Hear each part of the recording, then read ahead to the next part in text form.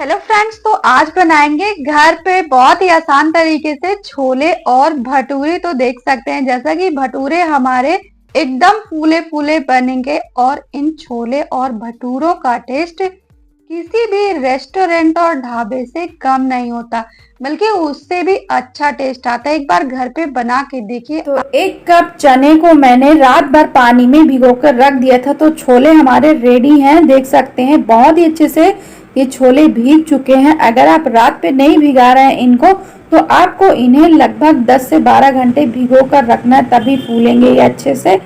तो यहाँ पर मैंने एक कुकर लिया है और इसमें हम कुछ खड़े मसाले डालेंगे। तो मैंने एक तेज पत्ता डाल दिया है, साथ में मैं यहाँ पर डालूंगी एक काली इलायची और 2-3 लौंग इस पे डाल देंगे। इनमें से खड़े मसाले जो भी आपके पास नहीं है उसे आप स्किप भी कर सकते हैं, लेकिन आप इस पे खड़े मसाले डालेंगे तो छोले का टेस्ट 2 गुना बढ़ जाएगा। अब इसमें हम थोड़ा सा नमक डालेंगे और नमक डालकर इसमें हम पानी डालेंगे। तो पानी आपको इतना डालना है कि छोले बस हल्के से डूब जाएं। देख सकते हैं इस तरीके से आपको पानी डालना है। बहुत ज़्यादा पानी अगर आप डालेंगे तो छोले पकने में टाइम लगेगा। तो कुकर का ढक्कन लगाकर अब छोले को हमें गैस पे चढ़ा देना है। हाई फ्लेम पर 3 सीटी आने तक पकाएंगे और लो फ्लेम पर 2 सीटी आने तक इन्हें पका लेंगे। तो अब यहाँ पर भटूरे बनाने के लिए आटा लगा लेते हैं। तो यहाँ पर मैंने 250 ग्राम मैदा लिया है। तो यहाँ पर मैदे के बीच में इस तरीके से आपको होल कर लेना है। और अब मैंने यहाँ पर 3 से 4 चम्मच के जितना सूजी यानी रवा ले लिया है। तो इसे यहाँ पर डाल देना है। थोड़ा साथ में नमक डालेंगे, तो 1/4 चम्मच इस पे नमक डालेंगे। नमक बहुत ही कम डालना है। तो अब इसमें हम 1/4 चम्मच चीनी डाल देंगे। चीनी आप पीसी वाली या फिर दाने वाली भी ले सकते हैं। और यहाँ देखिए, यहाँ पर मैंने 2 पिंच के लगभग खाने वाला सोडा लिया है। तो इसे भी हम यहाँ पर डाल देंगे। तो अब यहाँ पर मैंने लिया है 3 से 4 चम्मच के जितना दही। तो दही भी हम यहाँ पर डाल देंगे। तो सबसे पहले अब सारी चीजों को हमें अच्छे से बीच में मिक्स करना है, फिर मैदे को भी दही के साथ अच्छे से मिक्स कर लेना है। तो देख सकते हैं यहाँ पर सारी चीजों को अच्छे से हमने मिक्स कर लिया है। तो अब यहाँ पर हमें इनो डालना है। तो यहाँ पर मैंने लगभग आधा पैकेट इनो लिया है। तो यहाँ पर हम इनो को डाल देंगे और इनो डालकर इसे भी हमें मैदे के साथ अच्छे से मिक्स कर लेना है। तो अब यहाँ पर थोड़ा थोड़ा पानी डालकर इसका सॉफ्ट सा हमें डो तैयार करना है। तो यहाँ पर थोड़ा थोड़ा पानी डालें, वरना मैदा गीला हो जाएगा। तो देख सकते हैं इस तरीके से मैंने इसको गूंथ लिया है। तो अब इसके ऊपर हम थोड़ा सा कुकिंग ऑयल डालेंगे और इसे अच्छे से मिक्स कर लेंगे। तो हाथ से अब हमें अच्छे से मैदे को गूंथना है। तो मैदे को हम इस तरीके से स्लैब पे रखकर बहुत ही अच्छे से गूंथेंगे। बहुत ही इसको मार मार कर पटक पटक कर गूंथना है कि जब तक ये अच्छे से सॉफ्ट ना हो जाए। अभी ये चिपक रहा है, तो देख सकते हैं मैदा कितना अच्छे से सॉफ्ट हो रहा है। बिल्कुल भी चिपक नहीं रहा है। तो इस हद तक आपको मैदे को गूंथना है, जब तक मैदा अच्छे से सॉफ्ट ना हो जाए या बिल्कुल चिकना ना हो जाए, एक भी हाथ में ना चिपकने लगे। तो अब मैदे को 20 से 25 मिनट के लिए छोड़ देना है, ताकि मैदा अच्छे से सेट हो जाए और अच्छे से फूल जाए। अब एक कढ़ाई में 5 से 6 चम्मच के जितना तेल गरम करना है और इस पे प्याज डाल देना है। और साथ में मैंने यहाँ पर 2 टमाटर लिया है, तो टमाटर को भी हम इसमें डाल देंगे। आप चाहें तो प्याज को बिना कट किए भी डाल सकते हैं, या आप प्याज को इस तरीके से बीच से कट करके डाल सकते हैं। साथ में थोड़ा सा अदरक, 5 से 6 कली लहसुन की। और अब इनको डालकर हमें फ्राई कर लेना है, जब तक ये अच्छे से पक नहीं जाए या जब तक टमाटर का जो छिलका है वो निकलने नहीं लगे। तो देख सकते हैं यहाँ पर हमारी प्याज भी अच्छे से पक गई है। प्याज के लच्छे अलग हो रहे हैं और टमाटर का जो छिलका है वो भी अलग हो रहा है। तो इनको हमें निकाल लेना है। आप चाहें तो टमाटर को भी बिना काटे फ्राई कर सकते हैं। जब ऊपर से छिलका निकलने लगे तो उसे हटा लीजिए। अब यहाँ पर इसको हमने ठंडा कर लिया है और ठंडा करने के बाद जो टमाटर की स्किन है उसे हमें निकाल कर अलग कर देना है। टमाटर की स्किन निकालने के बाद हमें सारी चीज़ों को एक मिक्सी के जार में डालकर इसको बिना पानी डाले एकदम स्मूथ ग्राइंड कर लेना है। अगर आपको इनको पीसने में थोड़ी सी प्रॉब्लम हो रही है तो आप थोड़ा सा पानी डाल सकते हैं, 2-4 चम्मच के जितना। तो चलिए इसको अब हमें पीस लेना है। तो लीजिए यहाँ पर हमने सारी चीज़ों को अच्छे से पीस लिया है, एकदम स्मूथ सा पेस्ट बनकर तैयार हो गया। तो अभी इसको रख देना है साइड में। तो अब हम अपने छोले चेक कर लेते हैं। तो देख सकते हैं छोले हमारे काफ़ी अच्छे से गल गए हैं। मैं आपको चेक करके भी दिखा देती हूँ, अभी ये बहुत ज़्यादा गर्म है। तो ये देखिए ये कितने ज़्यादा अच्छे से उबल गए हैं। तो अब इनको हमें पानी से निकाल कर अलग कर लेना है। तो इस तरीके से हम छन्नी की हेल्प से इसको अलग करके साइड में रख देंगे। अब जिस तेल में हमने प्याज टमाटर पकाया उसी में ग्रेवी बनाएंगे। तो मैंने 1/4 चम्मच हींग डाल दिया है, साथ में जीरा डाल दिया है।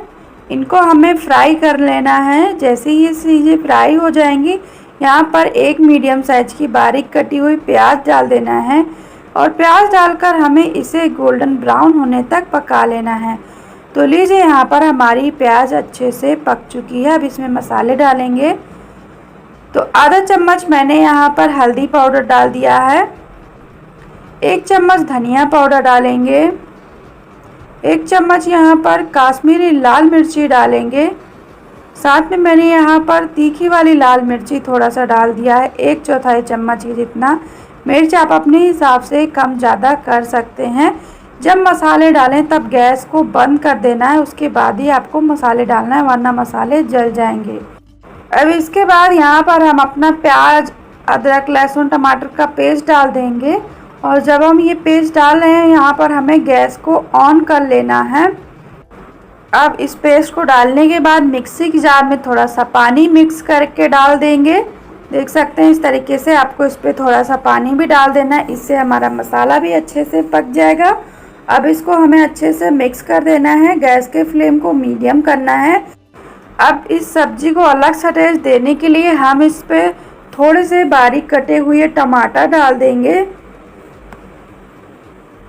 ये खट्टे वाले टमाटर हैं तो मैंने यहाँ पर डाल दिया है। अब यहाँ पर थोड़ा सा नमक डाल देंगे ताकि हमारे टमाटर अच्छे से गल जाएं। अब सारी चीज़ों को बराबर चलाते हुए इनको हमें तेल छोड़ने तक पका लेना है, जब तक मसाला अच्छे से गाढ़ा नहीं हो जाए। तो देख सकते हैं मसाला हमारा बहुत ही अच्छे से पक गया है, तेल छोड़ दिया है मसाले ने। तो अब यहाँ पर हमें 1 चम्मच डाल देना है इस पर छोले मसाले। अगर आपके पास छोले मसाले नहीं है तो यहाँ पर आप गरम मसाला पाउडर भी डाल सकते हैं। थोड़ा सा मैंने कस्तूरी मेथी लिया है, तो इस तरीके से क्रश करके हम इस पर कस्तूरी मेथी डाल देंगे, इससे बहुत ही अच्छा टेस्ट आएगा छोले में। अब इसे अच्छे से मिक्स कर देंगे। इसके बाद यहाँ पर हम अपने छोले डाल देंगे जो हमने बॉईल करके रखे थे। छोले के जो भी खड़े मसाले हैं चाहें तो आप हटा सकते हैं, अगर आपको पसंद नहीं है तो। मैंने तो नहीं हटाया, मैंने इन्हें ऐसे ही डाल दिया है। अब छोले डालकर मसाले के साथ छोले को हल्के हाथ से मिक्स करना है, क्योंकि छोले काफ़ी ज़्यादा गल गए हैं, ये और ज़्यादा नहीं तो गल जाएंगे। तो देख सकते हैं यहाँ पर हमने छोले को भी मसाले के साथ अच्छे से भून लिया है। तो अब इस पे हम ग्रेवी के लिए पानी डालेंगे। तो सबसे पहले हमें वही पानी डालना है जिस पे हमने छोले पकाए थे, यानी छोले वाला पानी, उसे आपको फेंकना नहीं है। इसको पहले मिक्स करेंगे, इसके बाद देखेंगे अगर आपको ग्रेवी कम लग रही है, गाढ़ी लग रही है, तो थोड़ा सा नॉर्मल पानी भी इस पर आप डाल सकते हैं। तो यहाँ पर ग्रेवी काफ़ी ज़्यादा गाढ़ी लग रही है, तो यहाँ पर मैंने थोड़ा सा पानी और डाल दिया है। और अब इसे अच्छे से मिक्स कर देंगे। अब यहाँ पर थोड़ा सा एकदम नमक डाल देंगे। नमक हमने कई बार डाला है, तो नमक बहुत ही कम यूज़ करना है। अब नमक को भी हमें अच्छे से मिक्स कर देना है। अब इसको हमें ढक के लो फ्लेम पर 1 मिनट तक पका लेना है। देख सकते हैं 1 मिनट के बाद पकाने के ऑयल अच्छे से रिलीज़ हो गया है सब्जी से, और जो हमारी सब्जी थी बहुत ही अच्छे से पक गई है। देख सकते हैं कितना अच्छा कलर है सब्जी में और ग्रेवी काफ़ी ज़्यादा थिक है। अब यहाँ पर हम 2 हरी मिर्च डाल देंगे। अगर आपको पसंद है तो डाल सकते हैं, वरना आप इसे स्किप भी कर सकते हैं। साथ में बारीक कटी हुई हरी धनिया डाल दिया है और हरी धनिया डालकर इसे हमें अच्छे से मिक्स कर देना है। तो लीजिए, हमारा एकदम नए तरीके से बनने वाला रेस्टोरेंट के स्टाइल में छोला बनकर तैयार है। तो अब आप इस छोले को भटूरे के साथ खाइए, कुलचे के साथ खाइए, रोटी के साथ खाइए, नान के साथ खाइए। ये छोला बहुत टेस्टी लगता है खाने में। एक बार बना के देखिए, आपको ये छोला बहुत पसंद आएगा। तो चलिए भटूरे बना लेते हैं। तो यहाँ पर मैदा हमारा अच्छे से सेट हो गया है और बहुत ही अच्छे से फूल गया है, बहुत ही सॉफ्ट हो गया है। तो अब यहाँ पर इस तरीके से हम थोड़े से मैदे की लोई तोड़ लेंगे और अब इसको हमें हाथ से अच्छे से चिकना कर लेना है, लोई बना लेना है भटूरा बनाने के लिए। तो आप जिस हिसाब से भटूरे बनाना चाहते हैं, छोटे या फिर बड़े, उतना आप मैदा ले लीजिए। तो यहाँ पर मैंने ये चकला लिया है, इस पे हमें थोड़ा सा ऑयल लगाना है और इस तरीके से इस मैदे को रख देना है और फिर बेलन में भी थोड़ा सा ऑयल लगा लेना है।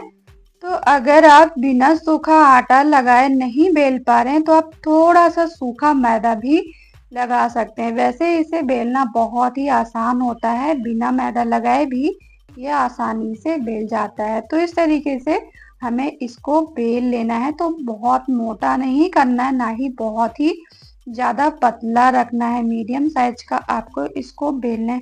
और इसकी एक खास बात ये भी है कि इसको आपको गोल भी नहीं बेलना होता है, कैसे भी आप इसे बेल लीजिए। और बस इसको हमें मीडियम गरम ऑयल में फटाफट डाल देना है और ऊपर ऑयल डालते हुए इसको अच्छे से एक साइड पकने देना है। तो देख सकते हैं कितना बढ़िया से ये भटूरा हमारा फूल गया है। तो अब इसको इस तरीके से पलट देंगे। ऑयल आपका मीडियम गरम होना चाहिए, वरना भटूरा अच्छे से अंदर तक नहीं पकेगा अगर आपने ज्यादा गरम ऑयल में भटूरे को डाल दिया। तो लीजिए, ये हमारा फूला फूला भटूरा बनकर तैयार हो गया है। तो मैंने यहाँ पर पहले से ही प्लेट लगा लिया था, इस पे छोले वगैरह रख लिया है। तो ये हमारे बनकर तैयार हैं छोले और भटूरे। बहुत ही फूले फूले हमारे भटूरे बनकर तैयार हुए हैं।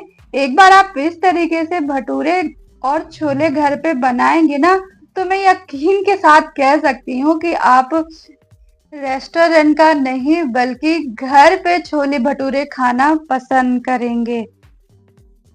तो अगर आपको मेरी ये रेसिपी पसंद आई है तो प्लीज मेरी वीडियो को लाइक, शेयर और चैनल को सब्सक्राइब कर दीजिएगा। साथ में बेल आइकन भी प्रेस कर दे ताकि आपको जो भी नई नई रेसिपी मैं डालूं उसका नोटिफिकेशन आपको आसानी से मिल सके। तो देख सकते हैं, मैं आपको तोड़ के भी दिखा देती हूँ कि ये भटूरा अंदर से कितना ज्यादा सॉफ्ट है और बहुत ही जालीदार भटूरा बनकर हमारा तैयार हो गया है। अंदर ना एकदम ब्रेड के जैसे सॉफ्ट भटूरा बना हुआ है। तो बहुत ही टेस्टी भटूरा इस तरीके से बनता है, एकदम रेस्टोरेंट के जैसा, और उससे भी अच्छा बनेगा अगर आप मेरे तरीके से बनाएंगे। तो फ्रेंड्स, फटाफट मैं तो इसको खा लेती हूँ क्योंकि मेरे से तो वेट नहीं हो रहा है। तो आप इसके साथ प्याज, मिर्ची, नींबू जो भी खाना चाहें वो ले सकते हैं। तो चलिए फिर से मिलते हैं एक और नई रेसिपी के साथ। तब तक के लिए थैंक यू।